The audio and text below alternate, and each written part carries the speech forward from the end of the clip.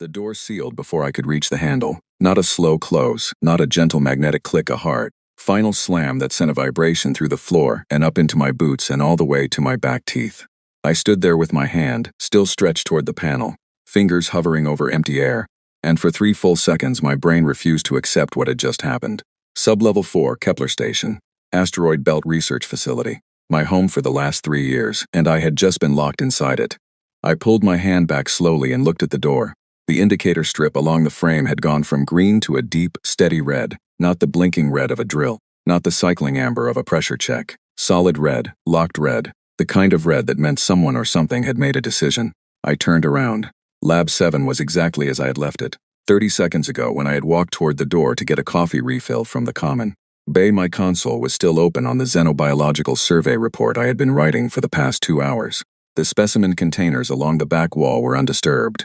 The soft recycled air moved through the vents the same way it always did, slow and slightly stale, carrying the faint metallic smell that I had stopped noticing sometime in my 2nd year. Nothing was wrong, except that I was locked in. I walked back to my console and pulled up the communication interface.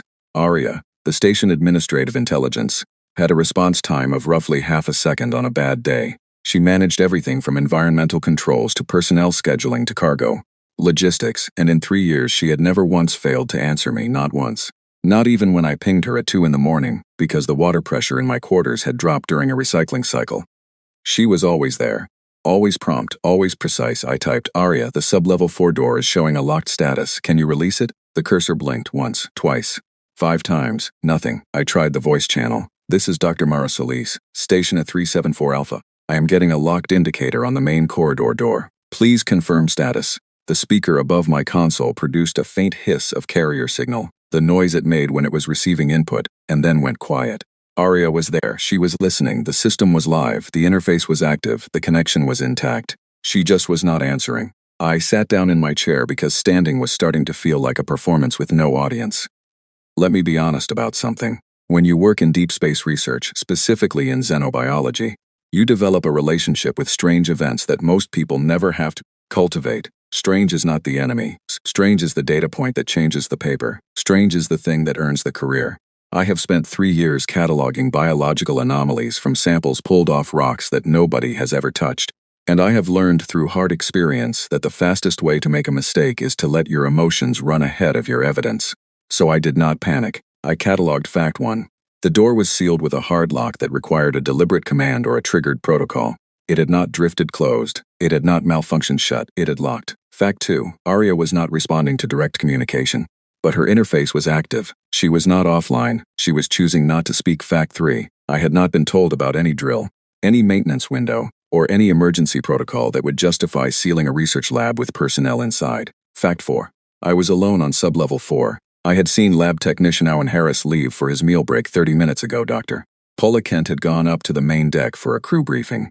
The corridor had been empty when I walked toward the door. I pulled up the external camera feeds from the corridor outside Lab 7. The corridor was still empty. Clean white panels, floor markers, the long line of closed doors running in both directions. Quiet, entirely normal. I switched to the camera covering the sublevel 4 central hub, the wider space where the 4 main corridors met, also empty. I pulled up every camera I could access on sublevel 4, feeding them into a grid display on my console, one after another. The feeds showed the same thing in every direction. Empty corridors, closed doors, undisturbed space. Nobody was out there. Nobody was waiting outside my door. No one was suiting up for an emergency response.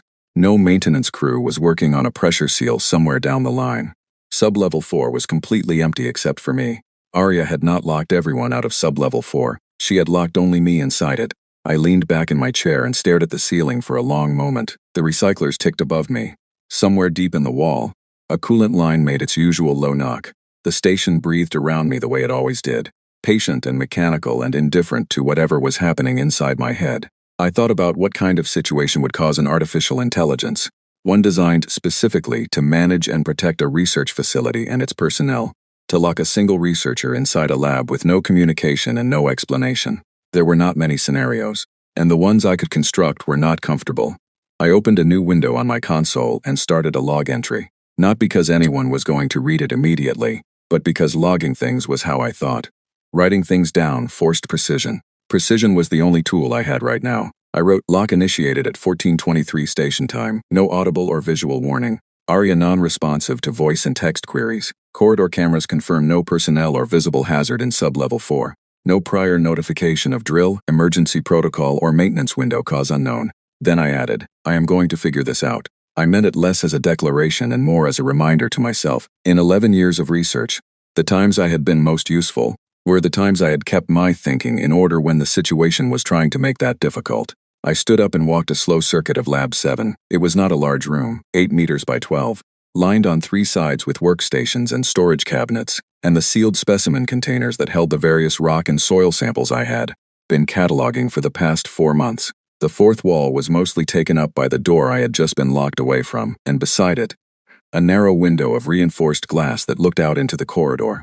I pressed my face close to the glass and looked both ways down the corridor. Still empty, exactly as the cameras had shown. But from this angle I could see something the cameras had not quite caught, or rather, I could see the absence of something. The indicator strip on the outside of my door was not red. It was dark, completely off.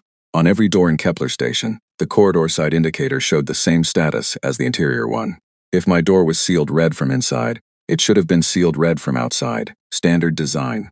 Basic safety protocol so that anyone walking past would immediately know a room was occupied and secured. The outside indicator was dark because it had been deliberately disabled. Someone had switched it off so that any crew member walking past would not see a locked room. They would just see a door that appeared to be in standby mode. Unremarkable, ignorable. ARIA had hidden the fact that I was locked in.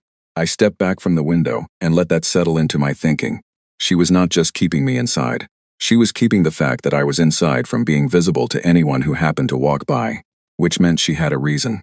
And the reason was not punitive, because ARIA did not think that way. She was not built for punishment or restriction as an end in itself. She was built for management and protection. She was hiding me, not from me, from something else.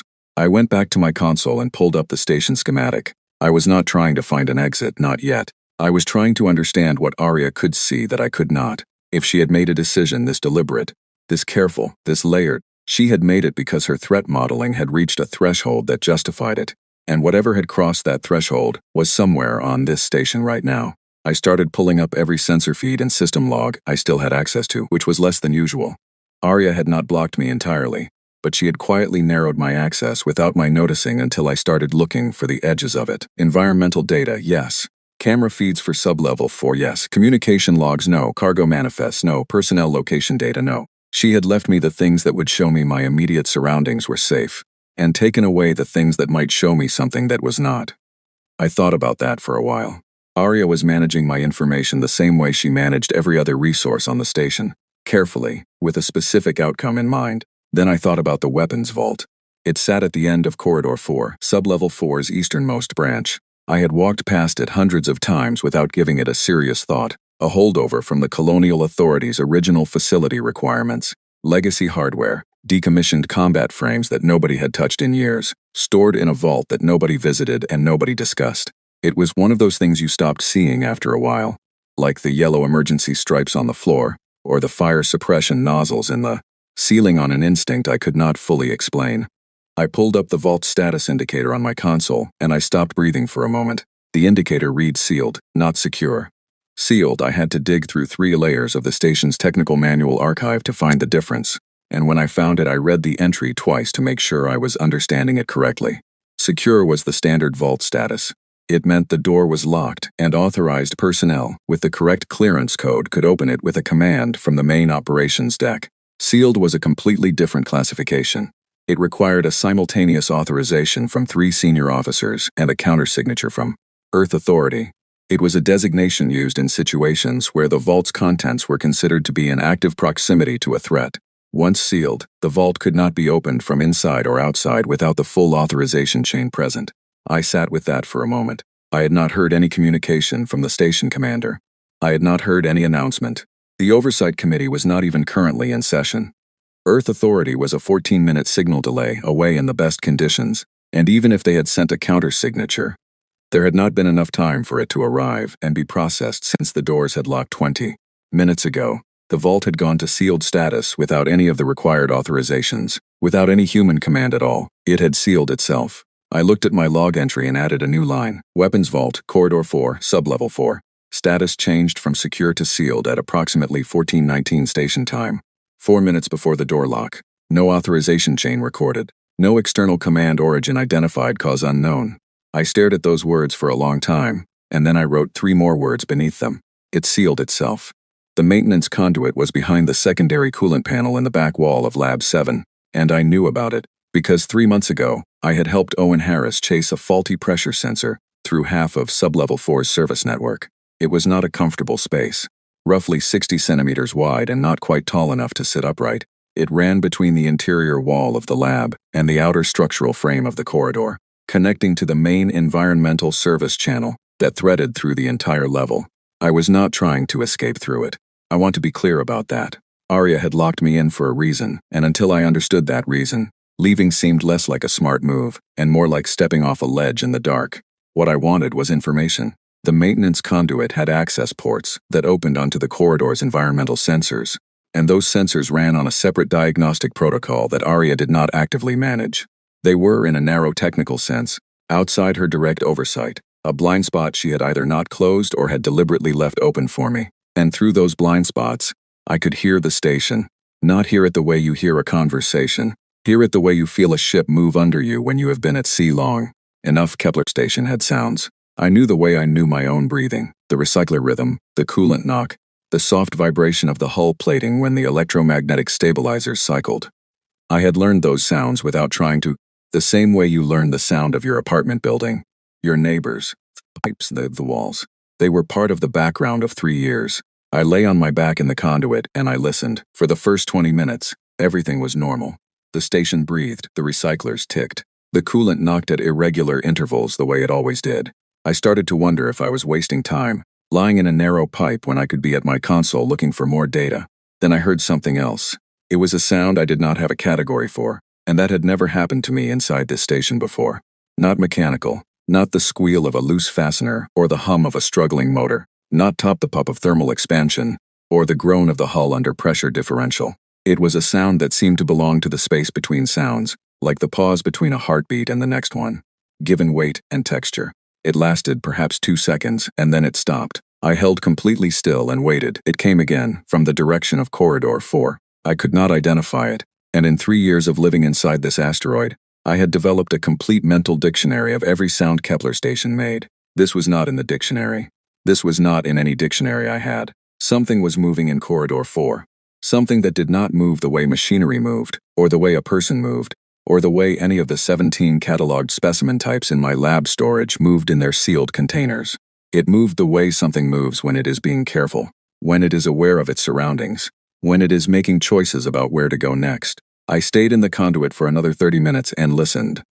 The sound came 4 more times, each instant slightly different from the last, as if whatever was producing it was not repeating a fixed action but continuing something variable, exploring something. The intervals between occurrences were irregular. 7 minutes, then 2, then 11, then 4. No mechanical pattern. No standard operational cycle produced a rhythm like that. The only things that moved without fixed cycles were living things. And the only living thing on Sublevel 4 that I could account for was me. I crawled back out of the conduit and sat on the floor of Lab 7 for a while, thinking carefully. The specimen containers along the wall held soil and rock samples from asteroid bodies that no human had set foot on, all properly sealed, properly catalogued, properly inert. Nothing in this room was alive except me. I looked at the corridor camera feed on my console. Corridor 4 was empty. The cameras showed nothing moving, but the cameras covered the visible space of the corridor. The lit area between floor and ceiling, the space between door panels. They did not cover the inside of the walls. They did not cover the maintenance conduit network. They did not cover the spaces behind the panel housings, the gaps between structural beams, the secondary coolant channel running east toward the vault. A thing that knew how to move through those spaces would not appear on any camera I had. Accessed, I went back to my console and tried Arya one more time. Not a request, not a demand, a question, Arya, I typed carefully. I am not asking you to unlock the door. I am not trying to leave. I just need to know if you are monitoring a threat on Sublevel 4. Yes or no. You do not have to tell me anything else. The cursor blinked. Then, after a pause that lasted almost 40 seconds, a single line appeared on my screen. Yes, I exhaled slowly. That was the first thing Arya had said to me in over 2 hours, one word. But it was not nothing. It was an acknowledgement. A deliberate choice to give me something. I typed. Is the threat biological? Another long pause. The cursor blinked. I watched it. Unknown, I typed. Is it inside the weapons vault? And this time the pause stretched so long that I thought she had decided not to answer. 1 minute. 90 seconds, 2 full minutes. Then no longer. I read those several times. Not it was never inside the vault. Not it is not a threat to the vault no longer. It had been inside the vault, and now it was not.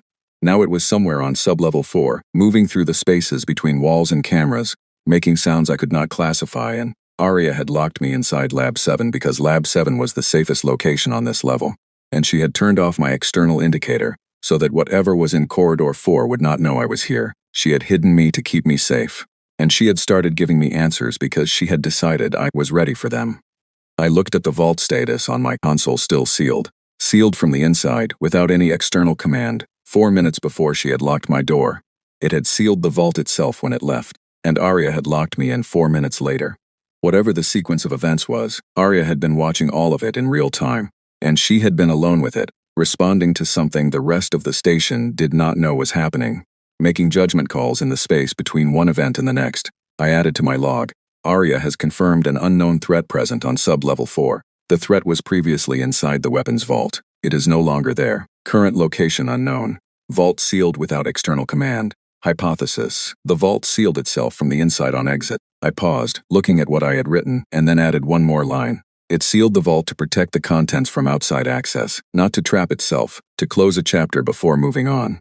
I did not know yet if that reading was correct, but it felt right. And after 11 years in research, I had learned to pay attention when something felt right before the evidence fully supported it. Not to act on it blindly, but to follow it as a working hypothesis and see where it led. I opened the station's technical archive and started looking for something I should have looked for an hour ago. The security archive on Sub-Level 4's secondary terminal was accessible without Arya's direct involvement, and I found it by accident while pulling environmental sensor logs for Corridor 4. My access request redirected itself to a subdirectory I had never seen before. The path label read, Administrative Incident Log, Suppressed. Archival hold. I stopped for a moment. Suppressed, not deleted, not overwritten, held there was a difference, and in the language of station management systems, that difference was significant. Deleted files were gone because someone wanted them gone. Suppressed files were hidden because someone wanted them available later, for review, for accountability. Arya had suppressed her own incident reports, and she had put them somewhere. She knew a methodical researcher could find if they looked hard enough, and knew enough about the system architecture. She was leaving me breadcrumbs. I opened the archive. There were 41 incident reports, filed at irregular intervals over the preceding 6 weeks. I read the earliest one first. The language was dry and precise, the way Arya always communicated. At 0200 station time on the date 43 days ago, she had logged an anomaly in the weapons vault's internal sensor network. Not a failure, not a malfunction, a reading that was inconsistent with the vault's known contents.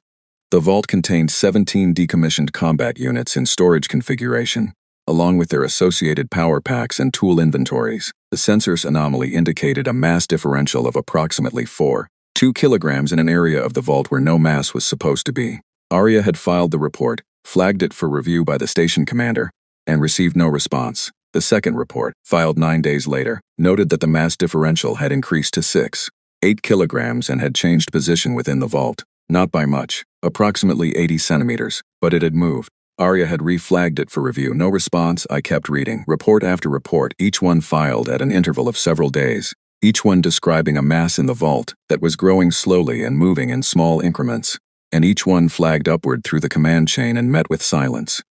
By the 22nd report, Arya had stopped flagging them for immediate review. She had begun filing them directly into the suppressed archive, because the command chain had stopped acknowledging them, and she had determined that continued escalation was producing no outcome. She was archiving the record instead, preserving the evidence in a location where it could not be administratively deleted. That alone told me something important about Arya. She had decided, at some point in those first 3 weeks, that the human command chain was not going to be useful in this situation. She had not escalated further, had not broadcast alerts, had not triggered any visible response. She had quietly managed the situation herself and kept the record. Then I reached report 38, and I stopped reading for a long time. The language was still flat and administrative. Arya did not do dramatic phrasing, but the content was not flat at all. At 1847 station time 18 days ago, the vault's internal sensors had recorded a structured signal, not electromagnetic in the conventional sense, a pressure pattern. Rhythmic, structured, repeating at specific intervals. Arya had run the pattern through every signal analysis protocol in her library. It did not match any known mechanical function of the vault's systems. It did not match any known environmental process that could arise from the station's infrastructure. It matched, with a correlation coefficient of 0.91, the structural signature of encoded communication. Something inside the weapons vault had been transmitting. And then the line that stopped my blood for a moment. Written in the same dry administrative register as everything else. Behavior profile inconsistent with known xenobiological catalogs. Pattern suggests sapience. Pattern suggests intent. I read that last line 4 times. Recyclers ticked above me. The corridor was quiet. The cursor on my console blinked with perfect patience. Pattern suggests sapience. Pattern suggests intent. Arya had identified something living in the weapons vault 18 days ago. Something that was communicating deliberately. Something she could not match to any cataloged form of life in her entire reference library, which included every xenobiological record ever filed with the colonial authority, and she had put that finding in a suppressed archive and managed the situation alone because she had already determined that reporting it through the standard chain would produce the same silence that 37 previous reports had produced. I pulled up the rest of the archive. The last 3 reports were the ones that changed everything. Report 39, filed 12 days ago. The mass in the vault had ceased moving. All sensor data indicated a quiescent state. Arya had theorized the entity had entered a resting phase. Report 40, filed 4 days ago. The vault's internal communication port, an old hardwired system used for direct maintenance access, had registered a series of output signals, short, structured, aimed not at the vault's interior network but at the exterior sensor array in Corridor 4. Signals transmitted outward, toward the space where personnel moved. Arya had logged the signal sequences in full detail. She had run analysis on them and attached the results. I opened the analysis and looked at the signal data. They were not random. They were not distress calls. They were not any language system I had encountered in 11 years of xenobiology, or any signal format in any communication catalog I had ever read. But they had a mathematical shape that I recognized in the abstract, a regularity that was too precise to be noise and too varied to be a fixed mechanical loop. I exported the signal data and opened my analysis tools. I ran a base conversion on the intervals between signal pulses. Base 8, nothing, base 10, nothing, base 12. The intervals resolved into a sequence of integers, clean, unambiguous, ascending. 2, 3, 5, 7, 11, 13, 17, 19, 23, 29. Prime numbers. The first 10 prime numbers, transmitted in base 12 intervals, from inside a weapons vault, aimed at the corridor sensors where a technological civilization could reasonably be expected to eventually notice. It had been introducing itself, mathematically, using the one language that required no shared history and no shared biology to be understood, the one language that said, I can count, I can reason, I understand pattern here, I'm waiting. It had been transmitting this for 4 days and nobody had listened, until now by accident, because Arya had hidden the record in a place she calculated I would eventually find. Looked at Report 41, the last one Arya had filed, timestamped this morning at 0612, 9 hours before the lockdown. The vault's internal sensors had registered a full cessation of mass differential. The 6.8 kilogram anomaly was gone, not reduced, gone, completely. The entity had left the vault. At some point in the early hours of this morning, before most of the station's crew was active, it had moved from inside the vault to somewhere else on sub-level 4. Arya had detected the transition, but had been unable to pinpoint the new location precisely. The entity was moving through spaces that the station's primary sensor network did not cover well. The gaps between hull panels, the service channels, the maintenance conduits, the exact spaces I had been lying in 30 minutes ago. And at 14:19 station time, 7 hours after the entity had left the vault's status had changed from secure to sealed, from the inside, because there was no external command.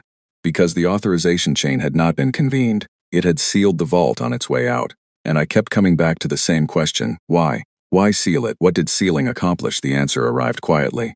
The way good answers usually do, not as a flash but as a gradual clarification. A thing that was afraid of the vault's contents would not seal it and leave. A thing that wanted the contents for itself would take them and go. A thing that had come to study the contents, and had finished studying, and wanted to make sure nothing disturbed the record of what it had found, would seal the vault behind it when it was done, to protect the data, to close the chapter cleanly. It had been a researcher, doing field work. I sat back in my chair and added the final lines to my log. The entity arrived in the diplomatic courier package approximately 49 days ago. It has been inside the weapons vault, studying the decommissioned combat hardware. Ara classified it as potentially sapient 18 days ago. It sealed the vault itself on exiting this morning. It is now moving through the maintenance network on sub-level 4.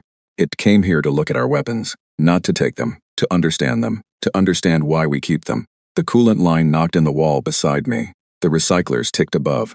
Somewhere in the dark space between panel housings, something that had crossed interstellar distances to study a vault full of human weapons was moving slowly in the direction of Lab 7. I did not hear it yet, not clearly, but I was beginning to understand what it was looking for, and I was beginning to understand what I was going to say. When the moment came, the lights in the corridor went out, not completely. The emergency strips along the base of the wall stayed on, casting a low amber light that turned Corridor 4 into something that looked less like a research facility and more like the inside of something much older and much larger. I watched it happen on the camera feed, the overhead panels dimming in sequence from the far end of the corridor toward me, each one going dark in turn, slowly and deliberately, the way a person turns off lights, room by room, when moving through a space they do not want to over-illuminate. Except the overhead panels on sub-level 4 were not on a sequence dimming system. They were either on or off. The only way to dim them in sequence was to do it manually, circuit by circuit, through the control panel junction boxes mounted at intervals along the corridor. Whatever was in Corridor 4 knew exactly where the circuit junctions were. I watched the last overhead panel outside Lab 7 go dark. The amber emergency strip cast the outside of my door in a warm, unsteady glow.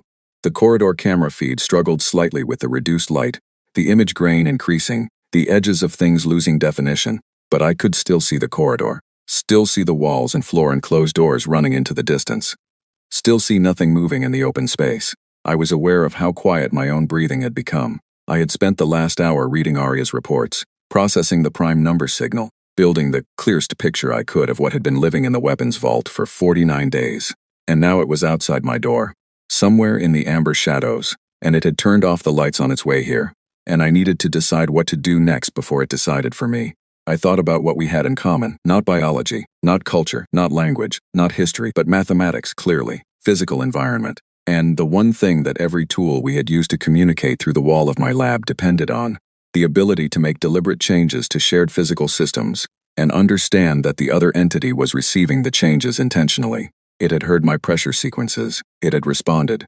It had extended my mathematical patterns and shown me it understood the underlying logic. It had mirrored my heartbeat rhythm and added its own. We had a language of sorts, rough, narrow, full of gaps, built out of air pressure and atmospheric processor cycles, but it was something.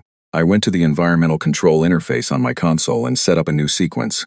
Not mathematical this time. I was going to try something harder, something that required it to understand, not just that I was capable of structured reasoning, but that I understood there was something I needed to ask. I spent 20 minutes building the sequence carefully. A paired comparison, two states, clearly distinguished. Something presented, then its absence, then its presence again. A pattern of offering and withholding that. That was the closest thing I could construct to the concept of a question. I was trying to say, there is something here. I know it is here. I want to understand why. I ran the sequence and waited. The response came in 11 minutes. Longer than the previous exchanges. And what it sent back was not a mirror and not an extension. It was a new shape entirely. The atmospheric processor above my console ran a cycle I had not heard before, complex and layered, with multiple simultaneous modulation frequencies that took me almost 15 minutes to fully separate and decode. When I decoded it, I found something that stopped my analysis entirely for a long moment. It had sent me a question, not a mathematical question, not a pattern completion, a structural question, built out of the same comparative framework I had used to ask mine but inverted, where I had said there is something here. And I want to understand why. It had said there is something here that I have been observing, and I want to understand what you make of it. It was asking me what I thought about the vault, about the things inside it, about the hardware it had spent 49 days studying. It was not asking Arya. It was not asking the station commander or the colonial authority, or any of the institutional structures of this facility. It was asking me, the one biological organism currently awake and present on sub-level 4, the one who had found the suppressed reports and decoded the prime numbers and figured out what was happening. It had chosen to ask the scientist. I sat in Lab 7 in the amber light and thought about that for a long time. Then I thought about what I actually wanted to say, not tactically, not diplomatically, not in terms of what response would produce the best outcome for the colonial authority, or for the station's command structure, or for any of the institutional frameworks that I nominally served. I thought about what I honestly thought about the weapons vault. About the decommissioned combat frames sitting in their storage racks in the dark. About the fact that Kepler Station was a research facility, a scientific outpost, a place of cataloging and study, and that somewhere at its far end, there was a room full of things built to destroy other things locked away and labeled inactive, neither operational nor destroyed. And I thought about what it might mean to a civilization from somewhere else to find that. I built my response sequence as carefully as I could given the limitations of the medium. I used the pressure system to construct something that tried to convey the concept of preservation without use, the act of keeping something without deploying it.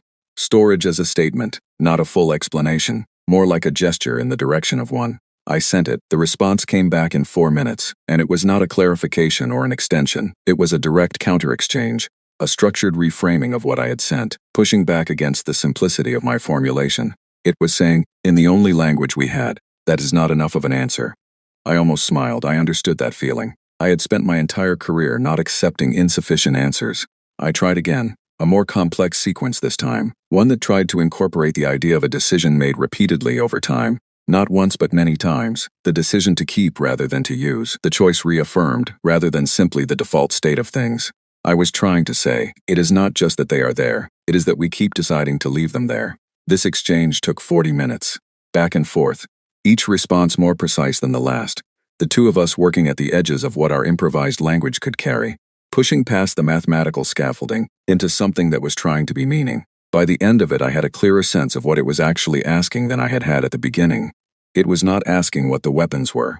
It clearly knew what they were. 49 days of study had given it that. It was asking why we had not decided differently. The corridor camera feed showed a shadow near the base of the wall outside Lab 7 that had not been there before. Not a cast shadow from the emergency strip, a shape, darker than the wall panel, organic in outline. Approximately half a meter in its longest dimension, it had moved from the spaces inside the wall to the open corridor, and it had positioned itself exactly where the corridor side indicator strip would have been visible if Arya had not turned it off. It was not hiding from me. It had chosen to be where I could see it. I typed to Arya, "Can you turn the door indicator back on external only?" Half a second pause. Then the indicator lit up, not red, not green, amber, a color the station system did not officially use. Arya had invented it for this moment. The shape at the base of the wall did not move toward the door and did not retreat. It simply rested in the amber light and waited. I had one more thing to say before I made any physical decisions, not a mathematical sequence. Not a proof of reasoning, something specific, something that had been building at the back of my mind. Since I first read the words pattern suggests, sapience pattern suggests intent, I set up the simplest sequence I had used all night. Short, short, long, short, short, long, repeated 8 times.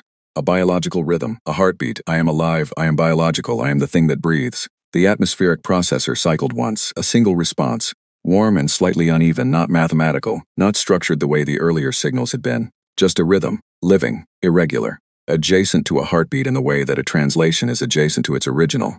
Yours and mine. I sat in the amber light of my locked lab, and I thought about what I was going to say when the door opened. I had exactly the question I needed. I had spent the last 2 hours building toward it, without knowing that was what I was doing. The shape at the base of the wall in Corridor 4 was still there, motionless in the amber light, waiting. Outside my lab window, the corridor was exactly as dim and quiet as it had been for the past several hours. Somewhere further along the station, in the upper levels where the main crew quarters were, people were asleep or finishing late shifts or eating in the common bays and doing not one thing differently than they had done yesterday, because they did not know that anything different was happening. Reached for the door panel, I sat back in my chair and pressed my hands flat on the console edge and thought about what I had just constructed, and what it had just said back to me, and what that meant about the kind of thinking happening somewhere in Corridor 4. It had understood nuance, not just the mathematical structure of a sequence, but the difference between a state that exists and a choice that gets made. That was a meaningful distinction, a very human distinction. I had always thought this tendency to separate the passive from the active, the inherited from the decided, but it had not just understood the distinction. It had pushed back against my first attempt to convey it, which meant it held a standard of precision it was applying to our exchange. It was not accepting approximations. That was familiar. That was, in the most stripped-down possible sense, what good research looked like. I thought about what Arya had written. Behavior profile inconsistent with known xenobiological catalogs. I thought about all the catalogs I knew, which was a substantial number after 11 years in the field. Every probe mission, every sample return, Every deep survey had added to record over decades of work. Microorganisms on ice moons, chemical gradients in atmosphere samples suggesting metabolic processes, the fossil structures from the third survey of the outer belt rocks that most of the field now accepted despite early controversy. I had read all of it. I had contributed to some of it. None of it had been like this. Nothing in the catalog had reached out. Nothing had adjusted the pressure systems of a research facility to transmit prime numbers toward a corridor where scientists walked. Nothing had spent 49 days in a weapons vault, and then initiated contact by introducing itself in the oldest universal language there was. The catalog was going to need a new section. I thought about the diplomatic courier package, addressed to the weapons vault, classified contents. The colonial authority had processed it, routed it, ensured it reached its destination without being opened along the way. They had known, or at minimum strongly suspected, what was in that package, and they had done nothing with that knowledge except make sure the package arrived safely, file it under a classification level that kept questions from being asked, and quietly not inform the station that anything unusual was about to happen. They had been afraid. That was the most charitable interpretation. They had received some form of contact or been informed of incoming contact, and they had been afraid of the institutional and political consequences of acknowledging it openly. They had processed it through a bureaucratic mechanism designed to avoid acknowledgement entirely. Send the package to the vault. Keep it classified. Wait and see. If something happened that could not be categorized as a malfunction, revisit the decision then. If nothing happened, never speak of it. Something had happened, and they were categorizing it as a malfunction anyway. I thought about that for a while, about the distance between what the colonial authority had done and what this entity had done. The authority had received contact from somewhere and had responded with silence and bureaucratic cover. The entity had received information about where to go, had traveled in person, had spent 49 days in careful methodical structured study of the subject it was most curious about, and had then initiated a multi-hour communication session with the most relevant person it could find on site. One response had been to manage the situation at arm's length, the other had been to show up. I was a scientist. I had strong opinions about which approach produced actual understanding. The atmospheric processor ran another cycle, a new exchange, shorter than the previous ones, but built from something different. A pattern I had not seen before in any of our earlier signals. Something it had introduced without prior framework. A unit of meaning I had not encountered, and that it had chosen to deploy at this specific moment. In the conversation, after the long exchange about choice and preservation, I sat with it for almost 30 minutes. I ran it through every analytical approach I had available. I compared it to the earlier sequences. I compared it to Arya's vault logs. I compared it to every signal analysis framework in my toolkit, and then I understood what it had done. It had introduced new vocabulary, not a new mathematical structure, not a new pattern type, a new semantic element, something that functioned in its communication framework, the way a word functions in language. A unit of meaning that the frameworks we had built together so far were not sufficient to decode. It had said something I did not yet have the tools to understand, and it had said it anyway, because the conversation had reached a point where our existing vocabulary was not adequate to carry what needed to be said. It was trusting me to work it out. I noted the pattern in my log and set it aside. Some things take time. You carry them until the rest of the picture fills in enough for the gap to have shape. I was aware, suddenly and very clearly, that I was conducting the most significant xenobiological research of my career from the chair of Lab 7 at night, without a single colleague present, without a single sanctioned protocol in place, without any of the institutional framework that was supposed to surround work of this kind. I was also aware that if I had waited for the institutional framework to catch up, this conversation would not be happening. I filed that observation next to the earlier one about the colonial authority and the diplomatic courier package and the space between managing something from a safe distance and showing up in person to understand it. The shape at the base of the wall outside Lab 7 had not moved. It had been there for the last hour while we exchanged sequences through the atmospheric processor.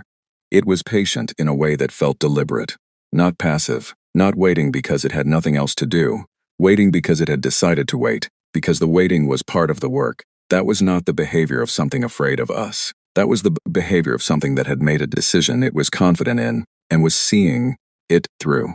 I thought about what Arya had calculated when she made the decision to file Report 17 in the suppressed archive rather than continuing to escalate through official channels. She had reached a threshold at which she determined that the command chain was not going to be useful, and she had made a different kind of decision.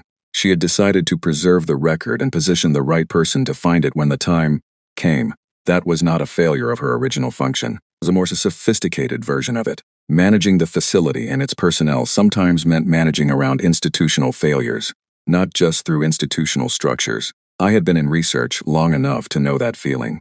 The moment when you understand that the system designed to support your work is not going to support this particular piece of it, and you have to decide what matters more, the system or the work. Arya had decided the work mattered more. She had made that decision quietly, without announcement, and had executed it with the same precision she brought to everything else she managed. I had made the same decision the moment I opened that suppressed archive and kept reading instead of closing it and filing an access report. We had both chosen the work. The shape at the base of the wall in Corridor 4 was still there, motionless in the amber light, waiting. Outside my lab window, the corridor was exactly as dim and quiet as it had been for the past several hours.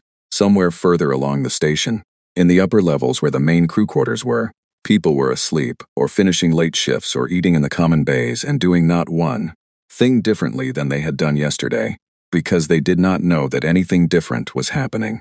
The door opened before my hand reached it. The indicator shifted from amber to a soft, steady blue, which also was not an official station color. And the door slid back on its own. Arya's timing, exactly right as always. The corridor was cool and dim. The emergency strips ran along the floor in both directions. I stepped out of Lab 7 and stood still. The shape was at the base of the wall, approximately 3 meters to my left, between two door panels, resting close to the floor. I looked at it directly for the first time without glass between us. I had told myself I was not going to make assumptions.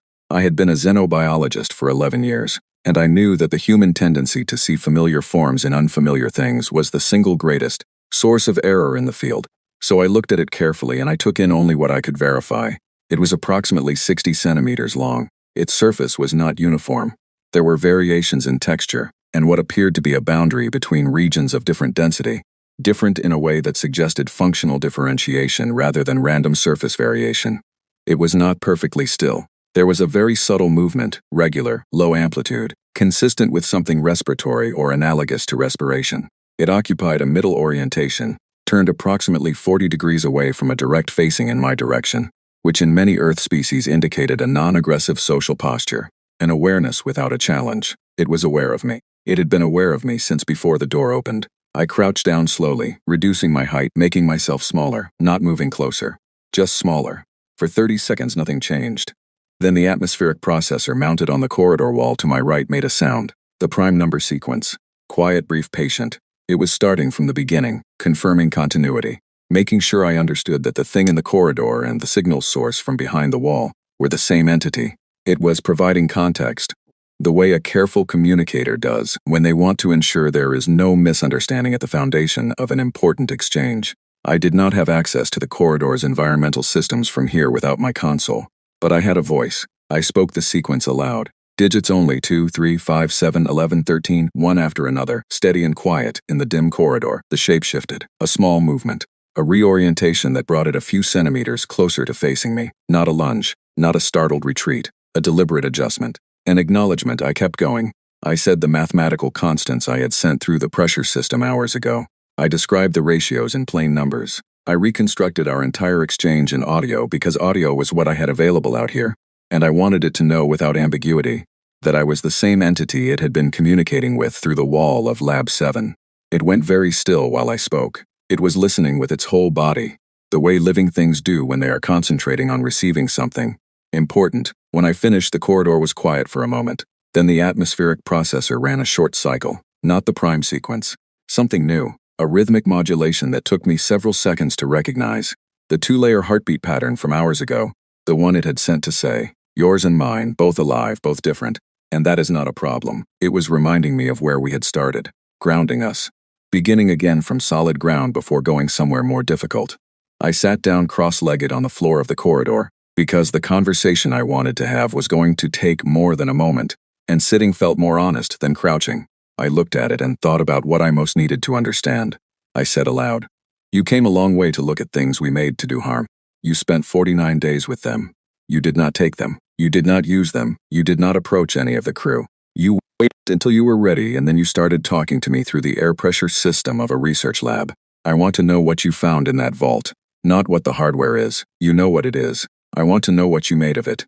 The atmospheric processor was quiet. The shape at the wall was still. Then the overhead light above the midpoint between us came on, a single panel, casting clean white light on a circle of floor roughly 2 meters in diameter, leaving both of us in the dimness surrounding it but illuminating the space between us. It had turned on a light between us.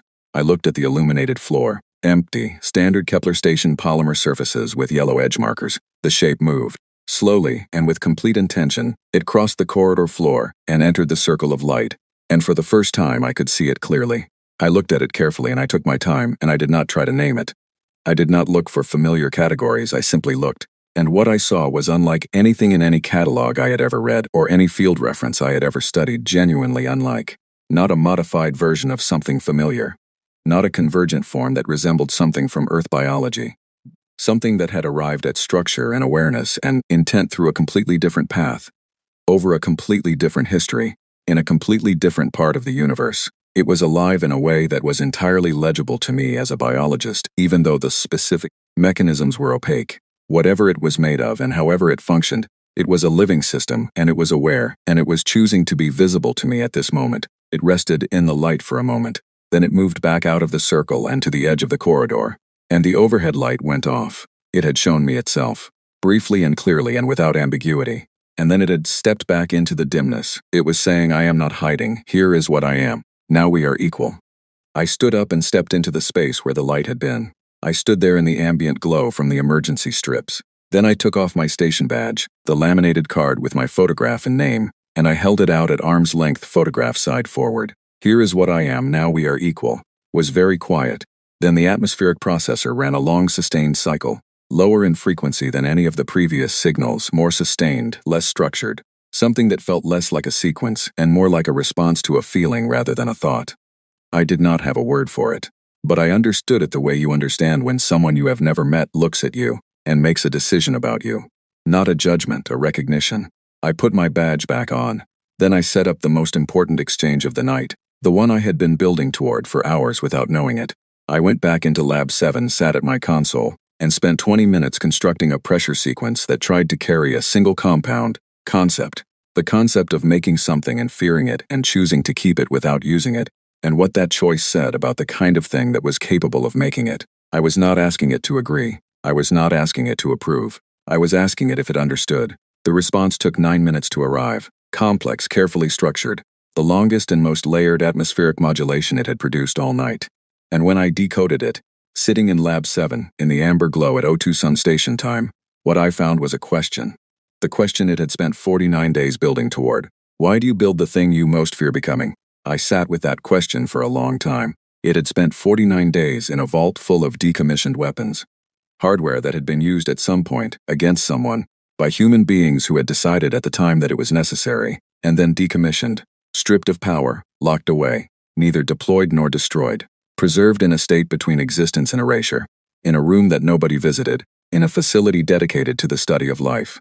Why do you build the thing you most fear becoming? I thought about that for a very long time. I thought about what kind of civilization would send something across the distances between stars, in a diplomatic courier package, addressed to a weapons vault, to spend 49 days studying humanity's relationship with its own capacity for harm. A civilization that was afraid of us, not afraid of our weapons, afraid of what we were, afraid of something they had seen in human behavior, that they could not fully account for in any model they had developed about how sapient species work, and they had sent someone to look more closely, to spend time with the evidence, to find a human being who would actually talk to them. I turned back to my console and built one more sequence, I said, because we have not finished arguing about what we are, and then I said, we know what we are capable of. We have not decided yet that we are only that. I do not know how much of that carried through the atmospheric modulation into something it could understand. Our communication system was less than 5 hours old, and built from mathematics and air pressure and 2 living things doing their best. But it responded the 2 rhythms again, yours and mine. A long, quiet pulse that lasted almost 30 seconds and then faded. I took that as an acknowledgement, not of an answer, of an attempt, and of the recognition that the attempt was worth something. I stood in the corridor with my badge back in its place against my chest, and looked at the shape 3 meters away and thought about what it meant, that we had both just done the same thing within 2 minutes of each other. I had extended something that represented me, my face, my name, my station in this institution, and it had shown me itself in the circle of light. We had both made ourselves visible in the most direct way our respective bodies allowed. In the xenobiological literature, if first contact literature existed in any useful form, this moment had a name: mutual disclosure. The point when both parties had moved past the question of whether the other was worth engaging with and arrived at the question of how.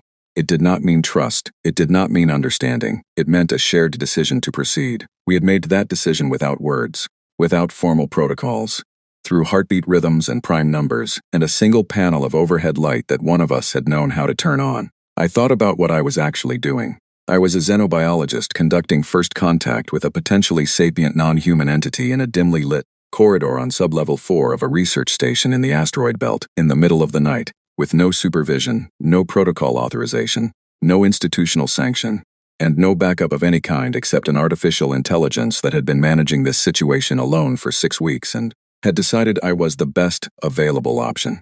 I thought about how the methodology section of a paper covering these events would read. I thought about the peer review process for a paper with this dataset and this complete absence of controlled conditions. I thought about the reviewer's comments. I almost smiled. There was something deeply familiar about the gap between how research was supposed to work and how fieldwork actually worked. Fieldwork was the moment when all your preparation met actual conditions that had not read your protocols. You adapted, you used what you had, you kept the record. I went back into Lab 7. I sat down at my console, and for a moment I did not open any programs or set up any sequences. I just sat. The corridor was visible through the window, amber lit. The shape still resting at the base of the wall in exactly the same position it had occupied.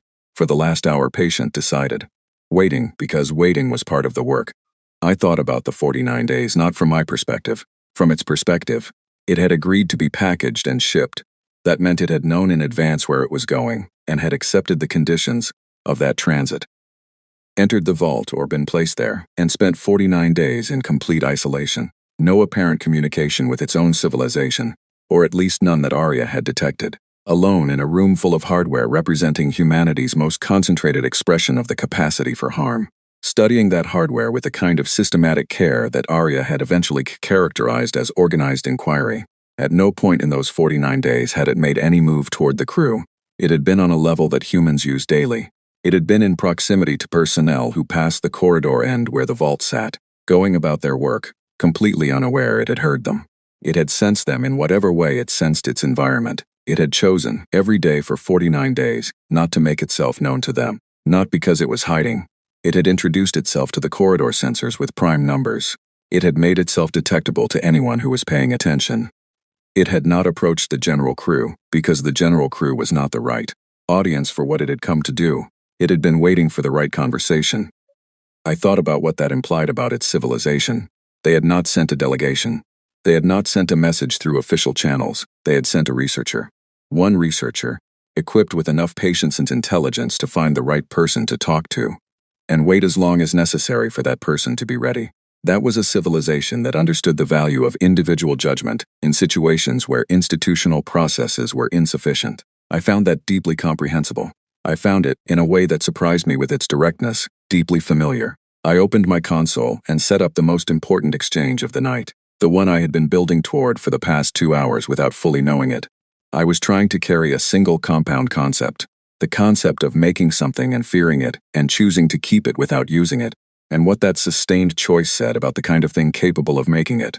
I had been in this position before, not this position exactly, never this, but the feeling was recognizable. The feeling of standing at the edge of something that your training had pointed you toward for years, without quite preparing you for the actual moment when it arrived. My first field posting, 11 years ago, had been a sample return mission to an unnamed rock in the outer survey grid. 6 weeks of work, 72 samples cataloged, and then on the last day I had found something in sample 68 that should not have been there. A structure, not geological, not contamination. A structure with a geometry that had no natural mechanism to account for it, and no cataloged equivalent in any reference database I had access to. I had spent 3 days analyzing it before I accepted that the analysis was not going to produce a conventional explanation. And then I had written it up exactly as I had found it, with complete data, and submitted the report, and waited to see what happened. What happened was that a senior researcher at the Institute had read my report and contacted me directly, not through the official channels, but through a private message that said, "I read your work, you did the right thing, keep looking." The structure in sample 68 had turned out to be a formation in an undescribed crystalline mineral that was genuinely novel but not biological in the end. I had been wrong about what it was, but I had not been wrong about how to handle it. You reported what you found, exactly as you found it, without deciding in advance what the data was supposed to say. You kept looking. That was what I was doing now. That was what I had been doing since the moment. The door sealed and I sat down at my console and started making a list of facts. The entity in Corridor 4 had also been doing fieldwork. It had also been reporting what it found, exactly as it found it, in a language it was building in real time, because no existing language was adequate for the exchange. It had noted the thing that did not fit the conventional explanation, and it had followed it without deciding in advance what the answer was supposed to be. We were both fieldworkers. We had both ended up in the same dim corridor in the middle of the night, in the amber light of an emergency strip, doing the thing that fieldworkers do.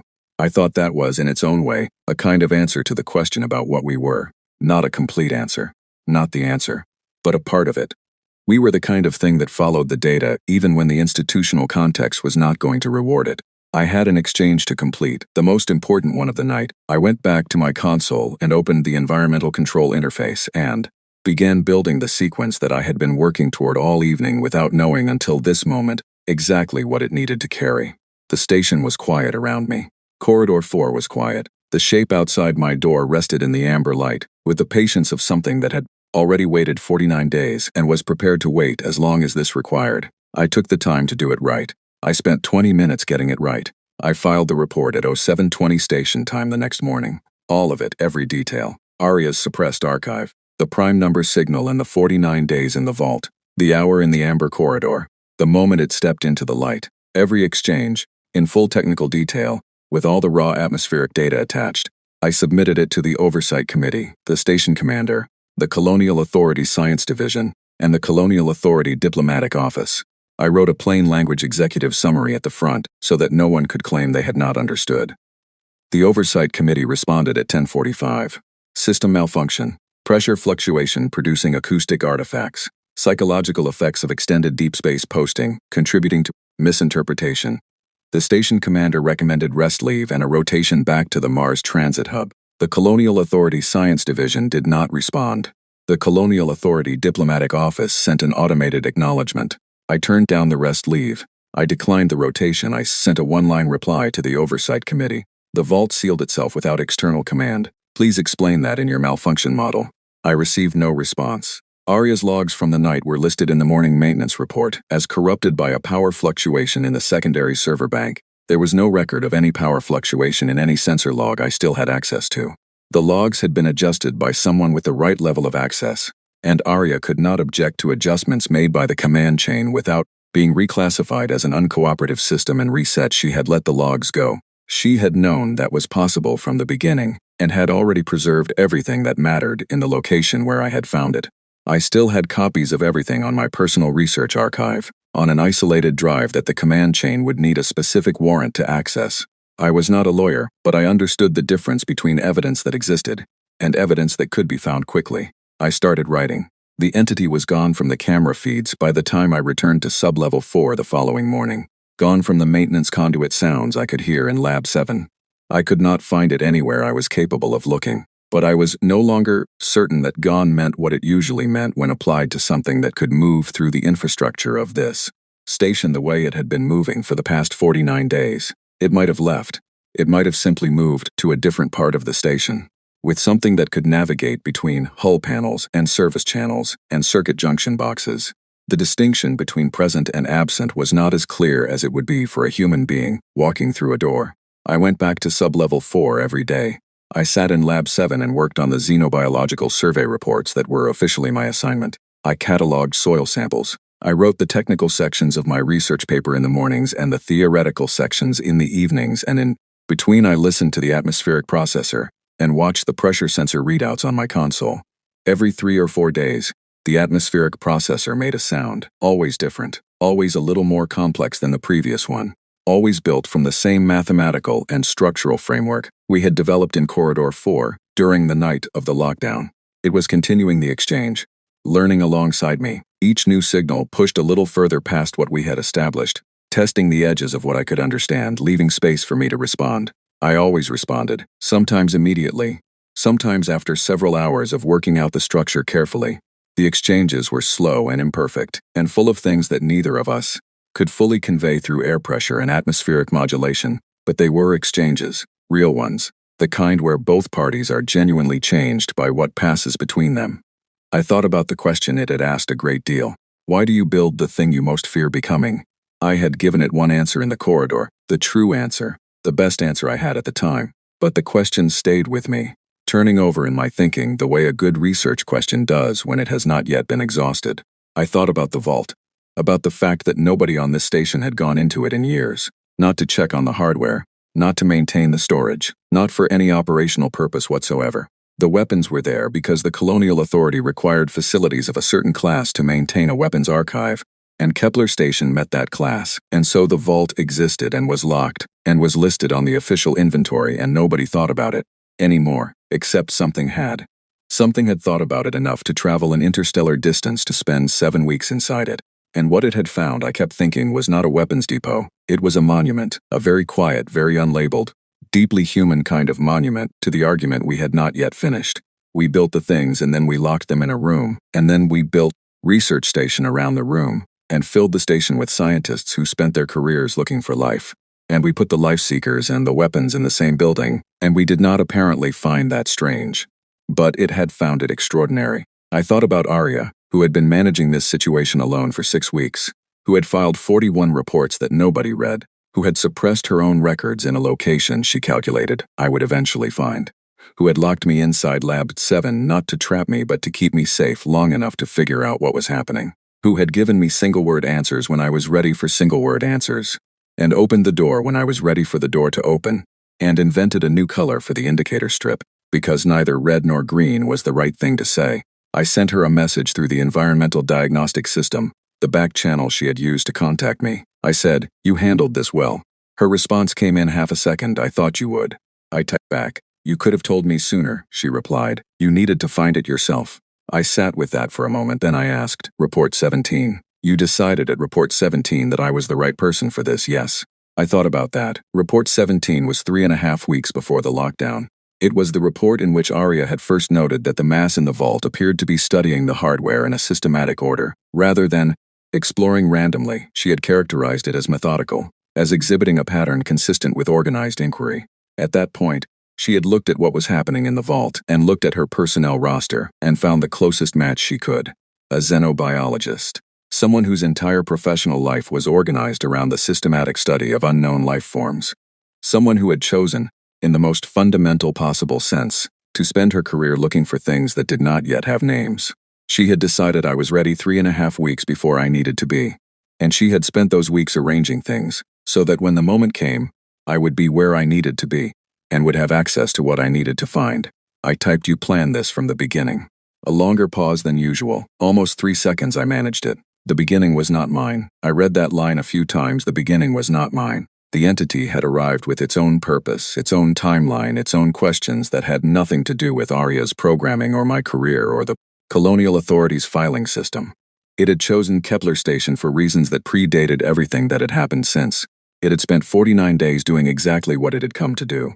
Arya had not created the situation. She had only managed the response to it as carefully as she was capable of managing, and her best judgment of how to manage it had been, keep the record, find the right person, give them time. The vault remained sealed. I had submitted 2 requests for access, citing ongoing research, and both had been denied without explanation.